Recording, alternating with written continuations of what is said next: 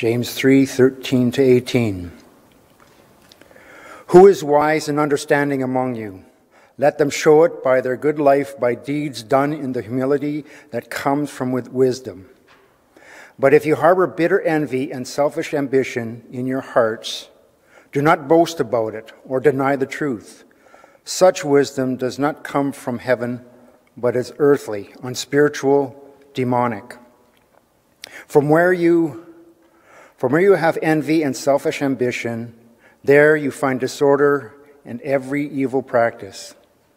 But the wisdom that comes from heaven is first of all pure, then peace-loving, considerate, submissive, full of mercy and good fruit, impartial and sincere.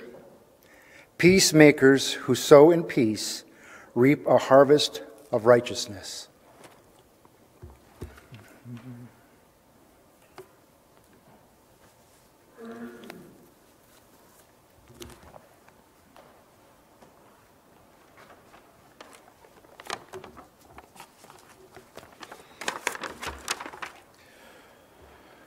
Good morning, all. A warm welcome to you, and we're going to be looking at our next lesson in our series on James, God in you. And again, as I've said before, I hope that up to this point that you have been encouraged by God's Word and that it's been changing you as we've been working through this text. I know for me it's challenged me on so many different levels once again. Not that God's Word doesn't challenge me, but specifically this lesson series in trying to put it together and just seeing how practical James really is as he speaks to us through the book of James. It's really an incredible book because it helps us to really put our faith into practice. And as we look at the context of James and we look at a whole lot of different aspects of James, I'm sure that we're beginning to see that there's a specific issue, not only within the church that James is writing to, but also within God's people and their response to God and what it should be toward God and one another. And so this morning we're going to look at God in you in showing wisdom and understanding. And so before we start, how many of us believe that we are wise? One person has the confidence to say that. So remember, you're the ones who said you're not wise. But let's look at James chapter 3, verses 13 through 18 this morning. And I want to highlight a couple of things. Notice that the text says it refers to the aspect of wisdom above and wisdom that is not from above. And what I want us to note here this morning, and I want to make a big deal about it, is that he doesn't say that it's earthly wisdom, church. He says that it is wisdom that is not from above.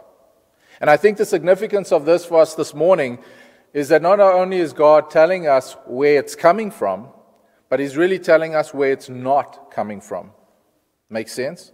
So in other words, this wisdom that He's speaking of when He says not from above, He's basically telling us that God has no union with that kind of wisdom. It's not of Him. And I think that's imperative for us to note this morning.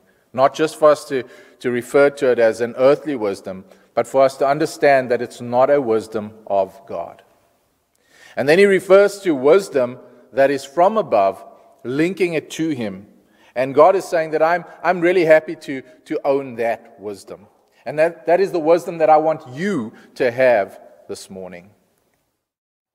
And so I wanted to make a big deal about that this morning because I think it's imperative for us to note as we move through the text. For us to really know that there's a wisdom that is of God and from God, and then there's a wisdom that God has no part of. Let's look at James 3, verse 13. And so James poses a question here. He says, "Who among you is wise and understanding?" And perhaps he's being sarcastic. Perhaps he's really asking a question that is going to help us to re-look at where we at in our understanding and our wisdom. But there's a couple of other questions that are posed that are similar to this. I want you to note In Job 28, verse 12, it poses a similar question, where Job basically asks, where does wisdom and understanding come from? And then in Proverbs 2 and verse 6, the answer is, for the Lord gives wisdom, from his mouth come knowledge and understanding. So the question is, where does this wisdom come from? That's what Job's asking. And then in the book of Proverbs, it gets answered as to where this knowledge comes from. It comes from God, right? And the understanding also comes from God. Now, the thing about what James is saying, if we look at the way James answers the question this morning, right? He says, who among you is wise, right? Who among you has understanding? And then he says, let him show his good behavior, his deeds in the gentleness of wisdom. I think what the text is really calling for this morning, he's saying whoever professes to be wise, professes to have understanding, let him show it in the way he lives. Let him show it in the way he lives. That's what James is really saying to us this morning. And I want us also to understand that this is a continuation of what we spoke of last week. He's talking to teachers. He's talking to individuals who believe that God has given them the authority to share his word with them. But we know last week that there were some issues that James needed to deal with. And let me just say again that when we spoke of this judgment that will come on these teachers, it's not the aspect of a judgment of, well, I'm going to get 10 points deducted and only Ivan's going to get 5 points deductive, okay? That's not what God's saying. He's just saying that because we teachers, that people will be a lot more critical of us. Because we are the ones who are always sharing the word and revealing what God is saying and what God demands of us. And if our life doesn't measure up to that, we will be more critically judged. Make sense? And so there's a continuation here of that thought as he begins to speak, and he says, is any of you wise? Well, who's he referring to? Well, I believe it's for all of us, but specifically in the context, he's referring to those that would be teaching.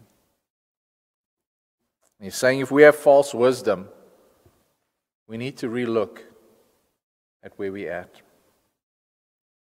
James 1:19 reads as follows.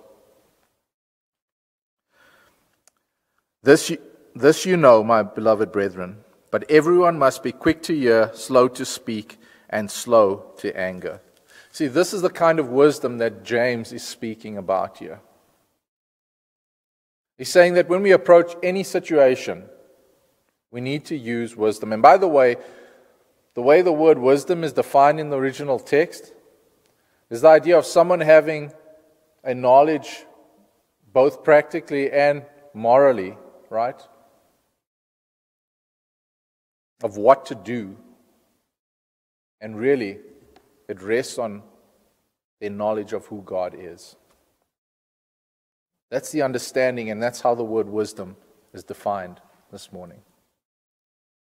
So once again, the wisdom is based on who God is and the relationship that we have with him. And that is what James is saying. Proverbs 9:10 says, the fear of the Lord is the beginning of wisdom, and the knowledge of the Holy One is understanding. The fear of the Lord is the beginning of wisdom, and the knowledge of the Holy One is understanding. Do you see what James is saying here this morning and how all of this links together? When he says once again in verse 13, who among you is wise and understanding? Let him show by his good behavior his deeds in the gentleness of wisdom. Isn't it interesting that he chooses to link the word gentle or gentleness with wisdom? Why do you think he does that this morning? Why do you think he makes such an effort, or he stresses the point here this morning of saying gentleness and wisdom? because of what he's going to say in this next section. It's clear that the way the wisdom is presented before God's people is not in a way that would challenge them nor encourage them to be better people for God. Still with me? And so I want us to look this morning at those two ideas that James speaks of. But he's really calling and showing or revealing that there's a necessity here for practical living. And he also says that heavenly wisdom is fruitful of good deeds. That's really what he's laying out for us this morning. And here's something we can note this morning, church. If we want to test, a practical test, right? We can apply this to our daily walk, isn't it? I can apply this to my daily walk. Just verse 13, what he's saying. Any of you are wise? Any of you have understanding? Reveal that by the way you live. I wonder how many of us fall short in this area now when we consider what God is saying of what true wisdom is. This wisdom that comes from Him. So let's look at the two aspects. So we already mentioned the aspect of wisdom that's not from above, okay? And let's look and see what God lists as wisdom that is not from heaven above, okay? He talks about bitter jealousy. He talks about selfish ambition. He talks about this wisdom being earthly, natural, and demonic. And I love the way the text is structured because it's almost as though if we didn't really get what God was saying, He's really drawing a line here this morning by saying, can you see how this is in opposition to who I am and to the things of me, church? And he goes on and he says there that it's bitter jealousy, selfish ambition, earthly, natural, demonic. He's saying this is what it is. And the word natural there is basically defining what you and I know to be natural, right? So in other words, we are in the flesh and we understand the lusts and the desires of the flesh. And that's what James is saying. Those things that drive us, that are so natural to us. And yet for Christians, they should be what? So unnatural. Because these are not things that are of God. But what really struck me as we look at the text and we continue, read with me verse 14. But if you have bitter jealousy, selfish ambition in your heart, do not be arrogant and so lie against the truth. The wisdom is not that which comes down from above, but is earthly, natural, demonic. Verse 16. For where jealousy and selfish ambition exist, there is disorder and every evil thing. You see, the wisdom that's not from God, that wisdom produces two kinds of fruit. And he refers to this fruit as disorder and every evil thing. Now the word for disorder here is very interesting because it's a word that has its ties in the political scene. Okay? And really how it's defined in the original text, and when I say it, it'll probably turn so many lights on for you this morning. It's anarchy. That's how this word should be defined. And I don't know about you, but if you have been in the church for a long time and you have been in a position of leadership, then probably you would have been very exposed to this.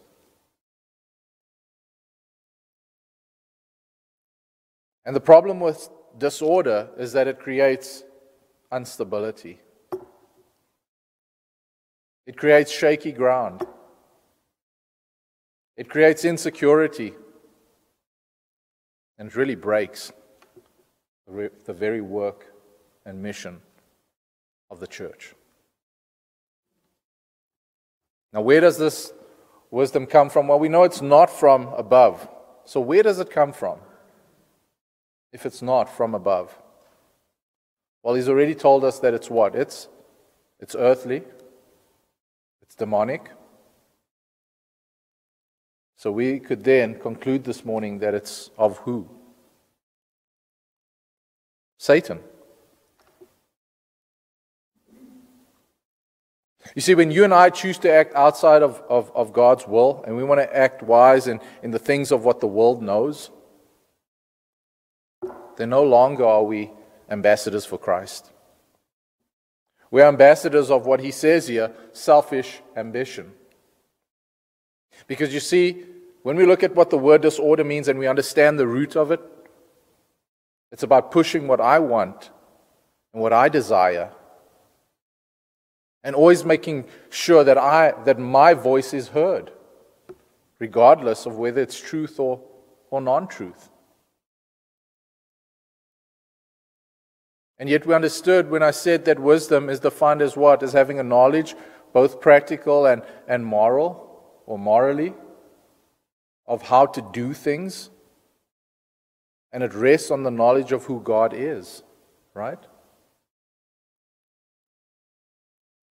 It means once again that I need to what? I need to take a step back and assess the situation.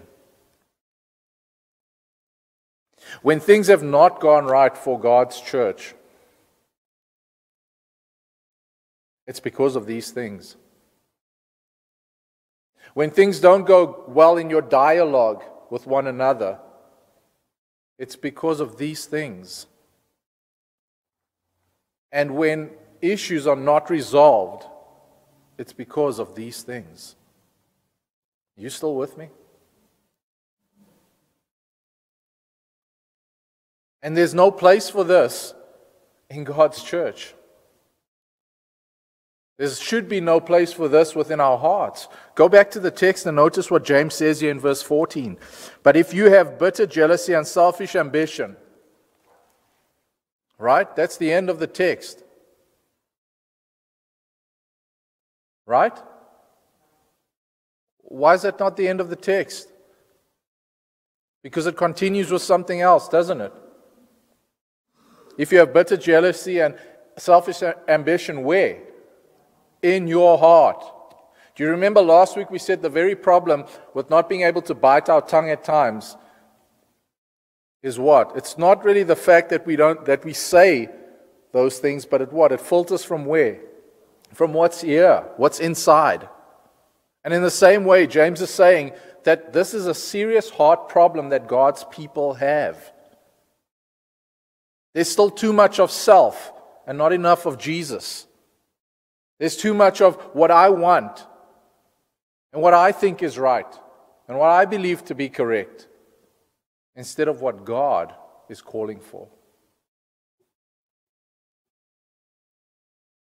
So one of the fruits is disorder or anarchy, right, which causes disruption within the very body of Christ, but also in our personal lives. And then he talks about every evil thing. Man, he could have just said that it creates evil things. Why does he really describe it or qualify it by saying what? Every evil thing.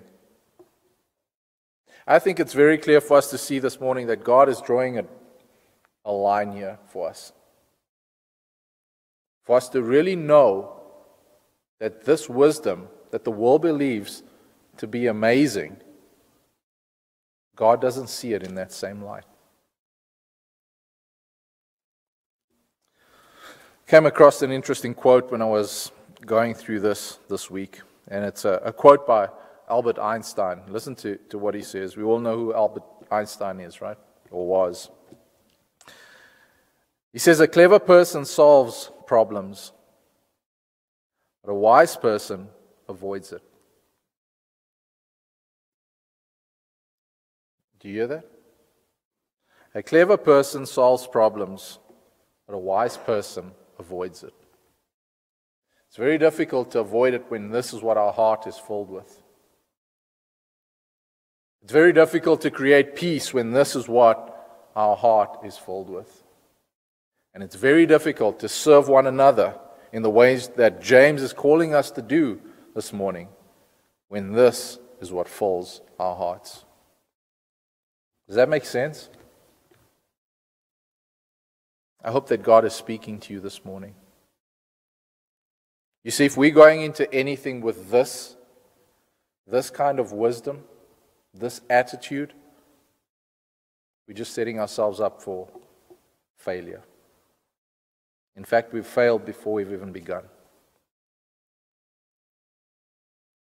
And God is very specific about what is not of Him. And the reason we can conclude that is by our second section here, verses 17 through 18, where God tells us exactly what the wisdom from above is, what the wisdom of God really is. And notice how God defines this, and this is really incredible, and we'll go through it now. So verse 17 reads as follows: "But the wisdom from above is first pure, then peaceable, gentle, reasonable, full of mercy and good fruits, unwavering, without hypocrisy. And the seed whose fruit is righteousness is sown in peace by those who make peace." Doesn't this just look like something of God? It talks about it's pure. God defines Himself as holy, does He not? He talks about peaceable. What does that mean? Well, I believe it's the aspect of Romans chapter 12 that says to us that what? As far as it is possible with you, live at peace with all men. And Ephesians chapter 4, he talks about what? He talks about us working toward the bond of unity and peace. Right? But if I'm going into anything with selfish ambition, in other words, what I want, and I'm going into anything with jealousy, and by the way, I didn't tell you this, but that word or that phrase, bitter jealousy, it's the idea of me believing that I deserve what the next person has, and I'm going to push in such a way until I get it, even if it means taking away from that person. Church? That's the root of that word. But we can see this word peaceable is the direct opposite of that, is it not? Because now I'm putting who first? I'm putting you first, which means I'm really putting God first. He goes on and talks about gentle. And this is another interesting word here, because this is the aspect of me not wanting and having no desire to get my own way. In other words, I'm so willing to assess the situation and to see that that situation is not of God. And so I will submit to that. Because my desire is for there always to be a favorable outcome. And not for me, but for God. Still with me? He goes and he talks about reasonable. It's the idea that we talk about being able to reason with someone. It's the idea of having a good understanding and a willingness to see things for what they are. To put aside, again, my views, but to see the facts for what they are. And then I love this. He says, full of mercy and good fruits. Isn't that what James just started off with in verse 13? He says what? If you're wise, or you believe you have understanding, then show it in your life. Show it in the way that you live. Then it goes on and says unwavering, and this word unwavering is the aspect of not compromising, being so steadfast and solid in what you believe. And when I say what you believe, I'm talking about your belief based on this. Church? So in other words, when I get into this dialogue or some sort of confrontation, I'm never going to back down because I know what God's word says. In other words, this is a man that is so stable, an individual that is so secure and rooted in his belief in Jesus and in the God that has provided salvation for us in Him. And the God that has called me to what? To love my neighbor as myself, that I will not move from that position. I hope that makes sense this morning. And then he talks about without hypocrisy. And this is the aspect of always being true. And he's linking a whole lot of ideas into this morning. When we looked at chapter 2, do you remember what the thrust of chapter 2 was? The aspect of being what? Impartial. And really, I believe he's linking all these ideas now. And he's emphasized over and over again. In chapter 1, he says we need to be doers of the word, right? In chapter 2, he talks about the aspect of being impartial. And we just are looking at chapter 3 now. And he's talking about living again what you preach, right? And so he ends us off with without hypocrisy. In other words, allow your teaching to line up with your life always.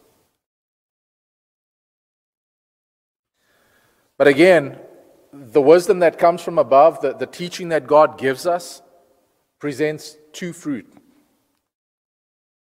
produces righteousness and it produces peace. Read with me in verse 18. And the seed whose fruit is righteousness is sown in peace by those who make peace.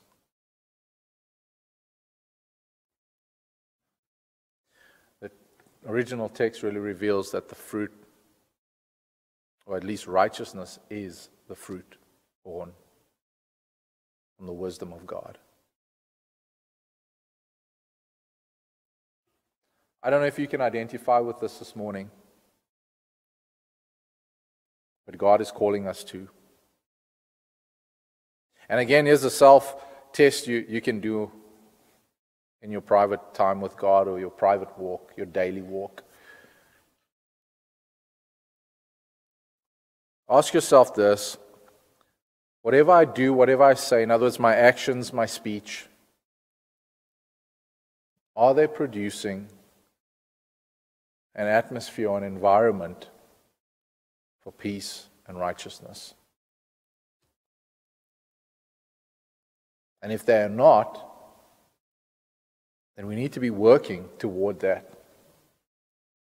Working in such a way that this is my sole goal and purpose within the Lord's church. That this is the sole goal and sole purpose within my relationship with my wife, my kids, with my brethren. And if possible, even more so with those who are in the world, without compromising the truth. I want to close off with this morning. Through wisdom a house is built, and by understanding it is established. By knowledge the rooms are filled with all precious and pleasant riches. That's Proverbs 24, verses 3-4. I think this is a great text for us to close off with this morning as we talk about wisdom. Now notice again the wisdom that's spoken of there in the original text. There's no other idea behind that wisdom. It's a wisdom that's from above. It's not the wisdom that the world sees or that you and I might understand from time to time, but this is a wisdom that is rooted in the very knowledge of who God is. And so he says through wisdom, he's saying through God's wisdom, through wisdom that's from above, a house is built up. Now here's a whole lot of different ideas you could have this morning. This house you could refer to as your house, as in your physical home, church, where you have your family in it. And we can also look at it from the perspective, in the broader sense, of God's house, the church being God's house. Still with me? And he's saying that that wisdom that comes from above is going to help you not only in your family homes, in your personal home, but he's saying within the very body of Christ. And notice it says the house is what? Destroyed? broken down, dilapidated. Now, what does it say? The house is built on this wisdom. In other words, it is erected, it is strengthened through this. And then it goes on and says, and by understanding, and again, the aspect of understanding is based on who God is and the things of God. It says, and by understanding it is established. In other words, it cannot be moved. It's set in stone, which is the very thing that we looked at, where it talks about someone who's unwavering. In other words, he's so certain of who he is and his belief and his mission from God that he won't divert from that. And by understanding it is established, and by knowledge. It says the rooms are filled with all precious. The knowledge there is not what we just understand of knowledge. It's a specific knowledge, again, of God. And again, the things of God. And by knowledge the rooms are filled with all precious and pleasant riches. I don't know about you, but I think this is the ideal home, is it not? In fact, I'd like to go and stretch this morning and be bold to say that this is really what God's church needs to look like and what He's expecting of us within His church. Through wisdom, a house is built, and by understanding it is established. By knowledge, the rooms are filled with all precious and pleasant riches. And I don't know about you, but I firmly believe that the more we come to know God, the more blessed we really are. The more we begin to understand who He is and what He's done and how He chooses and desires for us to live, and when we fall in line with that, I believe we are so much more blessed in our walk with Him and with one another.